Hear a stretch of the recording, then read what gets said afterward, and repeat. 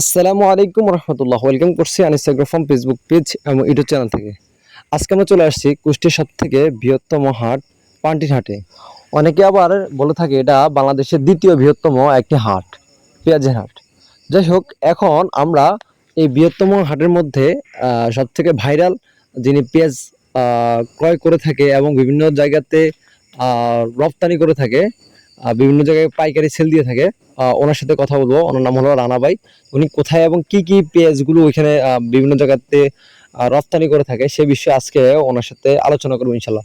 তো ভিডিওর সঙ্গে থাকুন, ওনার কাছে জানতে পারবো আমরা উনি কি কি পেঁয়াজ এবং কত দরে দরে নিয়ে থাকে এবং আজকে কতটুকু পরিমাণে পেঁয়াজ কিনছে, তো সেই বিষয়ে ধারণা দেওয়ার চেষ্টা করবো ইনশাল্লাহ।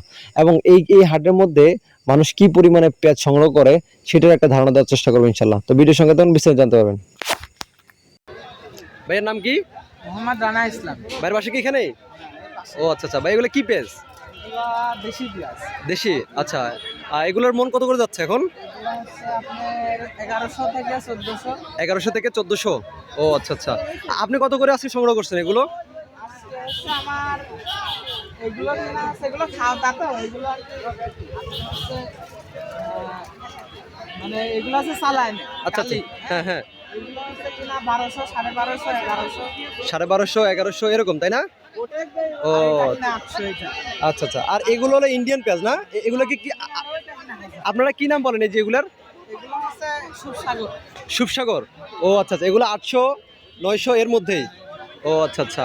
আর আর এটা আছে ফাটা, ওইটাও 800 করে। ও ফাটা পেঁয়াজ আসছে, ওগুলা দেশিগুলো থেকে যেগুলো আলাদা করছেন এগুলো না? ও আচ্ছা আচ্ছা, বুঝছি বুঝছি। যাক মাশাআল্লাহ। বাইরে এখানে কতটুকু পেঁয়াজ কিনছেন? এখানে আজকে সংগ্রহ করছেন কতটুকু? এটা হচ্ছে আপনার 8 টন। 8 টন।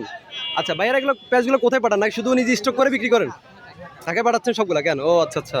আচ্ছা ভাই, ঠিক আছে, ভালো থাকবেন। কেমন? আচ্ছা, আসসালামু আলাইকুম।